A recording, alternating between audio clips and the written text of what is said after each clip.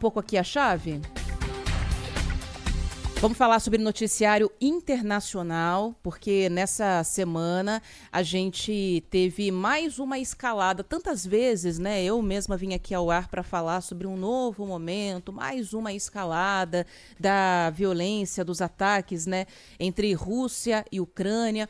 É que nessa semana a gente de fato teve um marco importante, né, Zaidan? Que foi a Ucrânia ter acusado a Rússia de ter usado um míssil de longo alcance com capacidade nuclear, né, com capacidade de transportar ogivas nucleares. Não havia, né, nenhuma dessas ogivas nesses equipamentos, mas houve essa acusação que a Rússia confirmou, mas disse que não era exatamente o modelo que a Ucrânia vinha acusando a Rússia de ter De médio usado. alcance, né? A Sim. Ucrânia saiu gritando que era um míssil intercontinental. Não faria nem sentido, né, usar um míssil intercontinental para atingir um território ao lado, né? Então, mas aí isso aconteceu em resposta aos ataques que a Ucrânia fez, utilizando mísseis americanos, mísseis britânicos. Vamos repercutir um pouco mais isso e ver se a gente consegue entender e explicar para o nosso ouvinte para onde esse conflito está caminhando. Está com a gente aqui na linha o professor de Relações Internacionais da ESPM, o Gunter Rudzit. Professor, bem-vindo aqui à Rádio Bandeirantes. Obrigada por nos atender.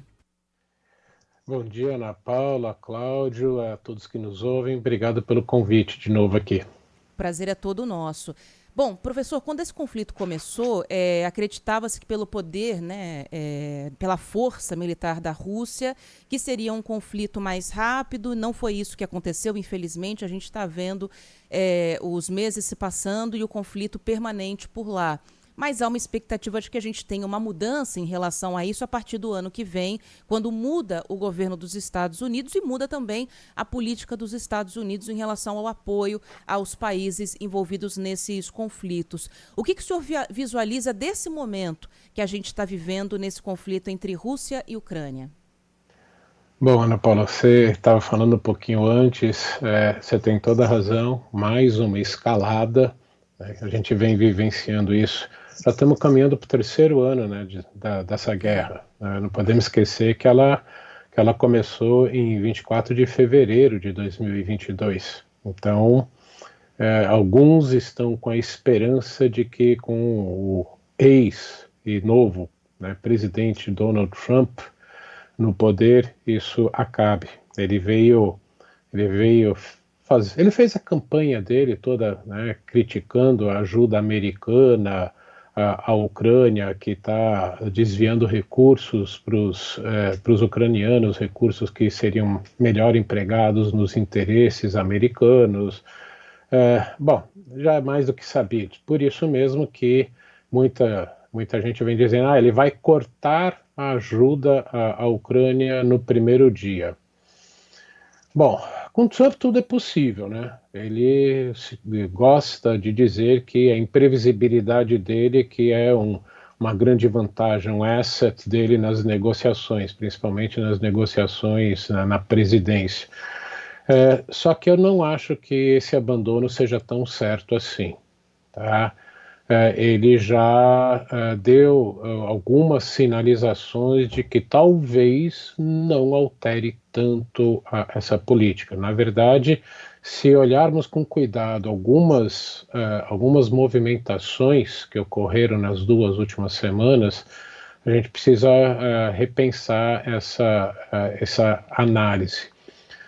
Logo depois da vitória, ele teve uma longa conversa por telefone com o primeiro-ministro da Alemanha, Olaf Scholz, e Olaf Scholz, posteriormente, teve uma longuíssima conversa de horas com o presidente Vladimir Putin da Rússia. E até foi criticado, né? O Scholz foi criticado pelo Zelensky por causa disso, porque quebrou o isolamento, né, do Putin. Bom, um isolamento ocidental, né? O Putin já demonstrou várias vezes que tem aliados e aliados fortes, inclusive, né, do governo brasileiro. Depois disso, o Zelensky também começou a mudar de discurso, né, como se diz hoje em dia, narrativa, e começou a dizer de negociação justa, para uma paz justa e durável, na base da força. Bom, o que alguns algumas pessoas próximas da campanha do Trump já também andaram publicando foi que Trump poderia começar o seu mandato pressionando Putin a aceitar uma negociação, porque caso não fizesse isso, ele manteria e, na verdade, até aumentaria a ajuda americana à Ucrânia, o que seria muito ruim para o esforço de guerra russo. No meu entender, o que está se desenhando, e por isso dessa nova escalada dessa guerra, vai vir uma negociação por pressão muito forte dele para os dois lados e que cada um quer estar numa posição melhor no campo de batalha para negociar no mínimo, um cessar-fogo. Então, é isso que parece estar se desenhando. Professor Gunther, e claro, essa guerra é tão longa porque não é uma guerra só entre Rússia e Ucrânia, é uma guerra entre Rússia e OTAN. E a Ucrânia tem sido a grande vítima, a população ucraniana, não o governo Zelensky, não é? Que se meteu nessa aventura e é resultado daquele golpe de 2014, promovido pelos Estados Unidos. E nesse cenário que o senhor desenhou à perfeição, mostrando inclusive que esse era o momento, ainda mais depois da conversa dos shows com o Trump e posteriormente com o Putin, e a maneira como o Zelensky reagiu, que havia ali alguma possibilidade de se encontrar uma saída.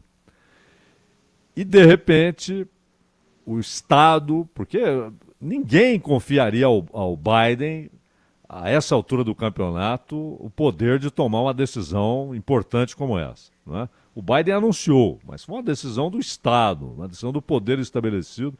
Nós temos 8 grandes empresas produzindo armas e ganhando rios de dinheiro com essa guerra, porque a Ucrânia não pode pagar. Quem que paga? O contribuinte dos Estados Unidos, mas as empresas recebem, né? Não entregam armas de graça. E a resposta, claramente, me parece, é isso que eu quero saber, se o senhor concorda, mas claramente houve um movimento para tornar mais difícil uma negociação.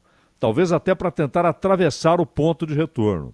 O Blinken foi à Ucrânia e na volta do Blinken, esse anúncio é feito pelo Biden, vindo para o Brasil, inclusive tornando o clima no G20 um clima de desesperança. O que o Lavrov e o Biden poderiam conversar depois disso, né? Como é que o senhor viu esse movimento? Irresponsável, calculado exatamente para dificultar negociações e lançar mais gasolina nessa guerra, professor? Bom, Zaidan, eu tenho uma visão bem oposta do que ocorreu em 2014, mas isso é outra história, a gente um dia conversa. Mas Claro. se olharmos a Trump foi recebido pelo Biden na Casa Branca por 3 horas e saiu elogiando, e foi justamente depois dessa conversa que se desencadeou todo esse movimento. Portanto, para trazer Putin para a mesa, ele teria que se sentir pressionado, porque na visão dele, ele está ganhando a guerra, à custa de milhares de vidas russas, que a gente não pode esquecer.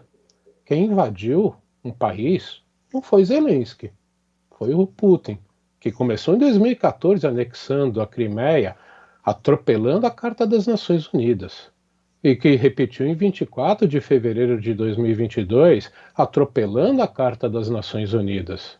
Tá? Os motivos por que os americanos apoiaram e que, no meu entender, houve um interesse muito grande do governo americano para que essa guerra acontecesse é uma outra história, mas quem invadiu foi a Rússia. Isso não pode se negar, né? Tanto que o Zelensky se recusou a mobilizar a população para não dar um motivo para Putin invadir. E mesmo sem motivo ele invadiu. Tá? Portanto, essa população ucraniana está começando a mostrar um certo desgaste com essa guerra, e só agora, praticamente 3 anos depois, é que o apoio a essa guerra começou a diminuir. São praticamente 3 anos de apoio quase que ininterrupto ao conflito. Tá? O grande problema para continuar é que as forças ucranianas teriam que começar a convocar gente, né, pessoas mais jovens, e aí isso a população ucraniana vem se mostrando contrária porque é o futuro do país. E em parte eles têm razão. Portanto, a decisão do Biden, e veja, não foi só a decisão de autorizar o uso dos mísseis de longo alcance, foi uma decisão também de enviar minas antitropas para a Ucrânia, porque a Rússia acelerou esse processo de avanço, parando de usar blindados que vêm sendo destruídos a centenas, até milhares, pelos drones e pelos mísseis americanos, né, drones russos e mísseis americanos, e começou a usar a velha tática de ondas humanas. E por isso mesmo é que, em vez de mandar somente minas antitanque, passaram a mandar minas anti-pessoas para tentar conter o máximo esse avanço, para que Putin também sinta essa pressão de que não é tudo o que ele quer. Portanto, esse deep state, na verdade, é Trump negociando com o governo Biden, né, abrindo caminho para isso. Outro fator, o Biden abriu o processo contra a manipulação do câmbio para diversos governos, né, inclusive da Alemanha, outros da Europa e China, de novo, abrindo caminho para o Biden, para o Trump seguir nesse processo de pressionar esses governos. Eu vejo, como o próprio presidente Trump disse, uma transição suave. Portanto, se até ele está dizendo que é uma transição suave, eu não vejo um deep state atuando. Se fosse, ele seria o primeiro a tentar reclamar disso. É óbvio que, aliás, quando formos em algum dia falarmos sobre 14, né, porque, claro, precisaríamos de horas, né, teríamos de falar também sobre os 7 grandes movimentos da OTAN em direção ao leste, que desde o Bush pai houve a promessa, ainda para o Yeltsin, de que isso não ocorreria. A promessa foi ratificada depois, feita ao Putin, pelo Clinton, pelo Bush filho. E os movimentos continuaram, 7 grandes movimentos. A Rússia vai sendo cercada por países que fazem parte da OTAN. E agora, inclusive, com Suécia, com Finlândia. E há também a questão dos ataques ao Donbás, né, os ataques à população russa, feitos por forças ucranianas ao longo desse tempo. Há muitas questões aí que com o tempo a gente pode discutir. Mas o senhor citou o Trump e a questão monetária, só deslocando um pouquinho, professor, porque o Brasil assumirá o ano que vem a presidência do BRICS. E o Trump disse que perder a hegemonia monetária seria como perder uma guerra mundial. O efeito para os Estados Unidos seria o mesmo que uma derrota em uma guerra mundial. E ele ameaçou, inclusive, com super taxações. Ele disse que tarifa é a palavra mais bonita que ele encontra no dicionário, com super taxações, países que desdolarizarem suas relações comerciais e financeiras, que é o projeto explícito do BRICS, inclusive com o apoio do Brasil. O senhor acredita numa pressão muito grande, especificamente sobre o Brasil, para evitar a desdolarização, que na visão do Trump seria para os Estados Unidos como perder uma guerra mundial? Essa pressão é de China e Rússia. Índia e Brasil, os parceiros júniores, né, do BRICS, não têm esse interesse.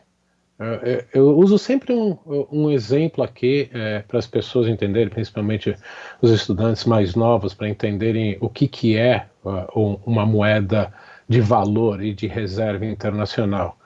Se você chegar aqui no aeroporto de Guarulhos, pegar um táxi e mostrar uma nota de yuan, né, que é a moeda chinesa, e pedir para o taxista, me leva para o centro da cidade, o que o taxista vai dizer? Eu não brinco com um banco imobiliário. Por quê? É um dinheiro que não tem valor de reserva. Claro. Chega nesse mesmo táxi e mostra uma nota de $100, me leva até o centro da cidade, o que ele vai dizer? Em quanto tempo? Né? Por quê? Porque no mundo inteiro dólar é reserva de valor. Isso vem desde a Segunda Guerra Mundial.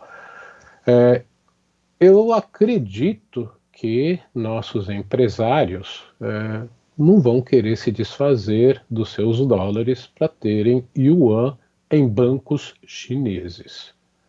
Eu não acredito que empresários de vários países no mundo não vão querer fazer o mesmo movimento. Por quê? Porque dólar ainda é a reserva de valor internacional, ou seja, as pessoas acreditam que nessa moeda o meu poder de compra vai estar seguro. Quem acredita no poder de compra do yuan, que é uma moeda completamente controlada pelo governo chinês, que para manter as suas exportações vem forçando uma desvalorização? Por tudo que a China exporta, o yuan deveria ser muito mais forte que é. E não é. Está super desvalorizado por um controle do governo chinês sobre a sua economia e sobre a sua moeda. Portanto, quem é que confia nisso? Você vai confiar milhões de dólares, alguns inclusive bilhões de dólares, né? Já temos os bilionários, né, nessa moeda? Repare que nos últimos 2 anos, a quantidade de bilionários chineses que se mudaram para outros países e levando consigo suas reservas, cresceu, disparou, principalmente para o Japão. Por quê? Eles já deram entrevistas.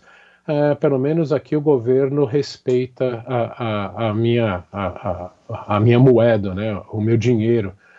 Portanto, os governos da China, da Rússia, agora tem que colocar junto, né, a Irã, querem isso.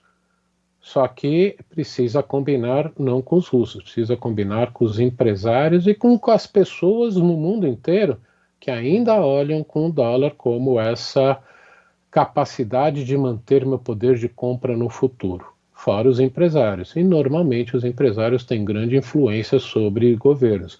Vide que o governo Lula teve que voltar atrás e não aceitar que o Brasil entrasse no Belt and Road Initiative, mais conhecido, né, popularmente como Nova Rota da Rota da Seda. Seda. Por quê? Porque isso significaria que teríamos que abrir de vez o nosso mercado aos produtos chineses, e aí como é que ficaria a indústria nacional? Em grande parte, o vice-presidente Alckmin teve um papel fundamental nisso, em convencer o presidente Lula de que seria péssimo para a indústria nacional. Portanto, nossos empresários vão aceitar que a gente abandone o dólar como referência nas nossas transações? Acho muito difícil. Assim como acho difícil você ter essa desdolarização da economia mundial, por um outro fator importante, a quantidade de dólares que existem em moeda mesmo, em circulação no mundo. Nem o euro conseguiu substituir o dólar. A gente esquece que são décadas desse vício mundial no dólar, então você não vai substituir daqui 20, 30 anos, né? Quem sabe? Mas no curto prazo, eu não vejo isso acontecendo, mas pode ter certeza. O governo Trump talvez utilize isso como um dos instrumentos mais fortes para pressionar o governo brasileiro frente às suas posições nesse jogo internacional. E aí vamos ter que esperar para ver de fato também o que vai ser feito pelo governo americano a partir de 20 de janeiro em relação à taxação de exportações, porque isso também tem um potencial para balançar tanto a economia chinesa, e principalmente a chinesa, quanto a brasileira também, né, professor? Então, é de fato algo que a gente não consegue prever como vai ficar a partir do ano que vem, é aguardar mesmo. Gunter Hudzit, professor de Relações Internacionais da ESPM, muito obrigada pelo seu tempo aqui com o ouvinte da Rádio Bandeirantes. Um bom fim de semana para o senhor. Eu que agradeço. Bom dia e bom fim de semana a todos. Bom dia. E olha, Zaidan, antes da gente ir para o intervalo,